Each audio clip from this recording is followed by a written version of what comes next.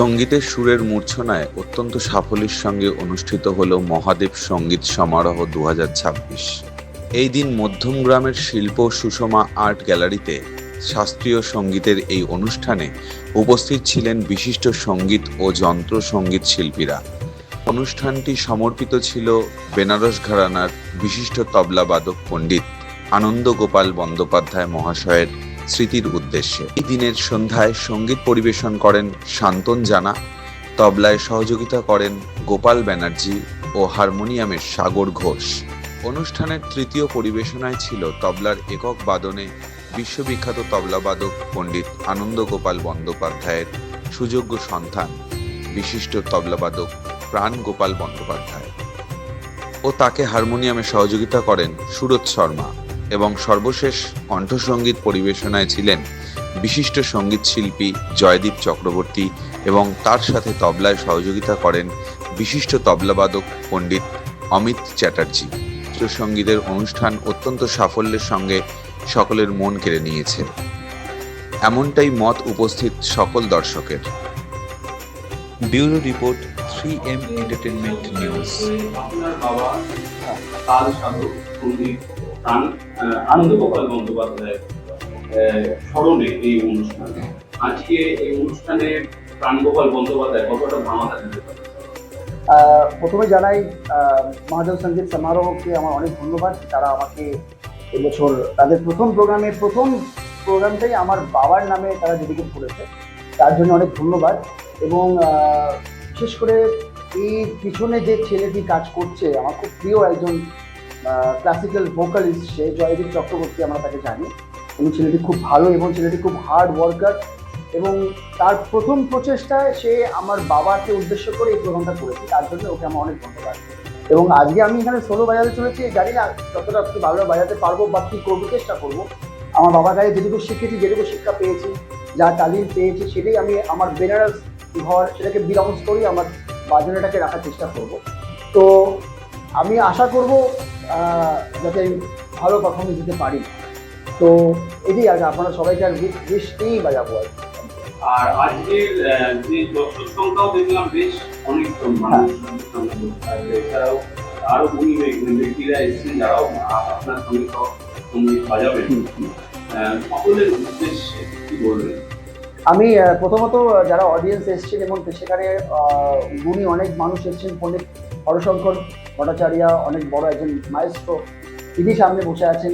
তো আরও অনেকে ওনার মতন এসছেন এবং আমার খুব ভালো লাগছে যে তারা এসছে। এবং এই প্রোগ্রামটা তারা অনেকে মিউজিশিয়ানরা এসে তারা পারফর্ম করার জন্য, অমিত দা এসছে এবং শ্রী ইন্দ্রজিৎ বাসু উনিও এসছেন এখানে পারফর্ম করার জন্য।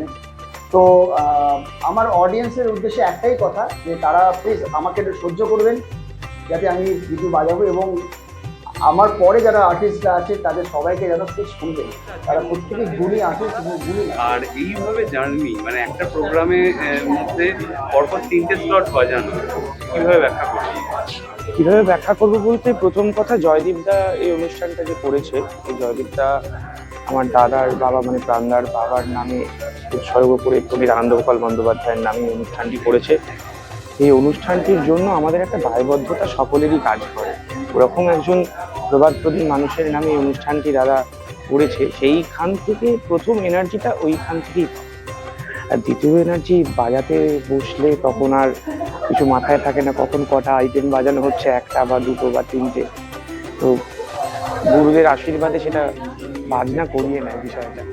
এই অনুষ্ঠানটা অ্যাকচুয়ালি মানে জয়দীপ চক্রবর্তী, এখন যে রেহান আর কি, তো ওর ভীষণ রকম একটা পরিকল্পনা, মানে ওর একটা উদ্যোগ ছিল যে মহাদেবের নামে, মানে ভক্ত হিসাবে এবং মহাদেবের নামে 2024 সালের পরিকল্পনা, যে এটা নিয়ে যারা জুনিয়র আর্টিস্ট এবং যারা অনেক প্রতিভাবান শিল্পী আছে গ্রামে গঞ্জে বিভিন্ন জায়গায়, যারা মানে আইটিসি, এসআরএ বা ইত্যাদি বিভিন্ন জায়গাতে বা বড় গুরুর কাছে শেখাতে স্কোপ পায় না অনেক ফিজের জন্য, এটা কাইন্ড অফ সেখানে তাদেরকে মানে অলমোস্ট ফ্রিতে আর কি। এবার মিনিমাম গুরু দক্ষিণা তো সে 11 টাকা দিয়েও হয় আর কি, সেটা এটা ওর প্ল্যান ছিল যে আমি বাবা এটা সবাইকে শেখাবো, এবং এখানে প্রতি বছর 2, 3টে বা তার অধিকও হতে পারে, সেখানে সঙ্গীতের মানে শিল্পীদের বিভিন্ন সঙ্গীত শিল্পীদের সুযোগ দেওয়া হবে।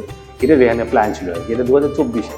ফ্যান ছিল, এবং তার পরবর্তীকালে সেখানে নিখিল চ্যাটার্জি, নিখিলদা ছিলেন। নিখিলদারও মানে এটা পরিকল্পনা ছিল, আর আমার পরিকল্পনা ছিল এটার সাথে। ওরা আমাকে খুব রিকোয়েস্ট করেছিল যে দেবাদিত্য তুমি থাকো আর কি।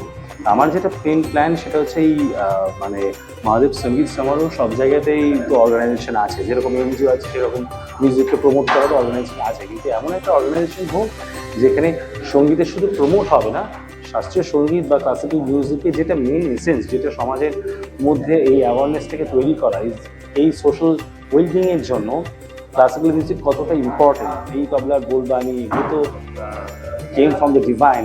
এবার আমাদের সমাজের পরিবর্তনের জন্য, যেমন গুড ফুড ব্যাড ফুড, আমি একটু আগেই বললাম, good food bad food, good touch bad touch আছে, then why not good music bad music.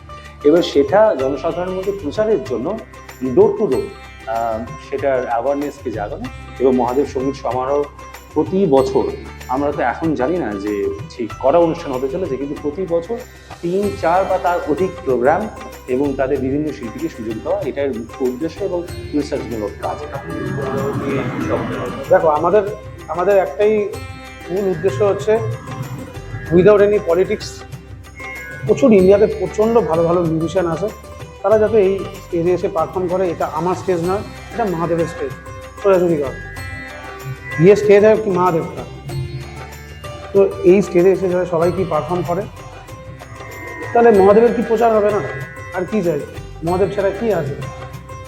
Mahadev মানে সত্যি, মহাদেব মানে সৎ। তো আমরা সবাই মহাদেবের, হ্যাঁ। তো আমি কি নিজেকে কি মনে করি মহাদেবের একজন জাস্ট মানে কি প্রচারক, আর কিছু না। এবং সেটা আমার অনেক বছরের ইচ্ছা ছিল, হ্যাঁ, সঙ্গীতের মাধ্যমে এবং মানুষকে সেবা, আর কোনো কথা নেই, মানুষ ছাড়া কোনো কথা নেই। और हमको ऐसे सुर छोड़ के थोड़ा कुछ भी सुर भी नहीं आता है, बात भी हमको ज़्यादा अच्छा से नहीं कर पाते हैं। যা হবে মানুষের জন্য হবে।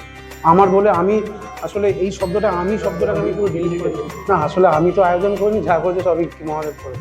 তো আমি বলে শব্দটাকে আমি ভীষণ মানে ঘেন্না করি, আমি বলে কোনো শব্দ হয় না। তো যা করার সব তো মালিক করেছে। অবশ্যই চাঁদের হাট মহাদেব সঙ্গীত সমারোহ, কিন্তু আমি নিজেকে চাঁদ বলে মনে করছি না, সামান্য শাস্ত্রীয় সঙ্গীত অনুরাগী এবং অর্থবিস্তার আমি বাজাই। আজকে এখানে আমন্ত্রণ পেয়েছি, এখানে ভীষণ সুন্দর একটা প্রোগ্রাম, অনেকগুলো প্রোগ্রাম রয়েছে, তার মধ্যে একটি হচ্ছে ভোকাল আর মাসি যুগলবন্দি। সেটা একটু অভিনব, তার জন্য আমার এখানে আসা। আমার সাথে যিনি থাকবেন তিনি খুব বিদগ্ধ শাস্ত্রীয় সঙ্গীত শিল্পী, সাথে তবলায় থাকছেন, প্রত্যেকেই নামী এবং খ্যাতনামা। তো খুব ভালো লাগছে এই অনুষ্ঠানে আসতে পেরে, এবং শাস্ত্রীয় সঙ্গীতের তাকে যে এত মানুষজন এসছেন, এখানকার স্থানীয় মানুষজন, অনেক দূর দূর থেকে মানুষজন এসছেন, তাদের মধ্যে বেশ কয়েকজন নিজেরাই আছেন শাস্ত্রীয় সঙ্গীত শিল্পী। তো সভাপতি আজকের এই মহাদেব সঙ্গীত মহোৎসব যেটা হচ্ছে, আজকে এসেছি আমি বাজাতে এসেছি। এইটা সম্পর্কে যেটা বলার, এই অনুষ্ঠানটাকে যে কিউরেট করছে জয়দীপ, আজকে তার নিজেরও গান আছে, আমার এক ছাত্র এবং একজন অসাধারণ গায়ক, এই প্রজন্মের আমার কাছে one of the most promising vocalist. তো একটা অনুষ্ঠানকে কিউরেট করা, প্ল্যান করা, স্কেপ করা যে কতটা চ্যালেঞ্জিং, এবং তারপর নিজে গান করছে। তো এই মধ্যমগ্রাম অঞ্চলে এত সুন্দর একটা ভেন্যুতে আজকের এই অনুষ্ঠান, বহু ভালো শিল্পী, গুণী শিল্পীরা আজকে রয়েছেন, তাদেরকে নিয়োগ করছে। এটা আমার কাছে ভীষণ আনন্দের, এবং আজকে আমি আসতে পেরে আমি ভীষণ প্লিজ।